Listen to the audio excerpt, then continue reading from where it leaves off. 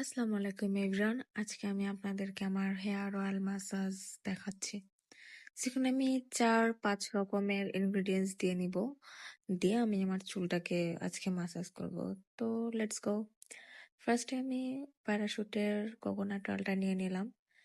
দেন আমি স্ট্রিক্সের massage hair সিরামটা নিব। আর এটার পরে আমি জোজোবা অয়েল নিব। জোজোবা অয়েল আপনার হেয়ার ফল কমাবে এবং হেয়ারটা অনেক গ্রোথ হবে হেয়ারে। দেন আমি এটা নেওয়ার পরে আমি ক্যাস্টর অয়েলটা নিব। আর আমরা সবাই ক্যাস্টর অয়েলের বেনিফিটস জানি। আর ক্যাস্টর অয়েলের পরে মোস্ট ইম্পর্টেন্ট এখানে রোজমেরি এসেনশিয়াল অয়েলটা নিব।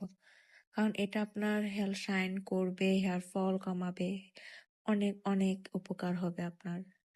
সো আমি লাস্টে ভালো মতো মিক্স করে আমার হেয়ার ম্যাসাজ করব, দেন শ্যাম্পু করে নেব। সো আপনারাও ট্রাই করবেন। আল্লাহ হাফেজ।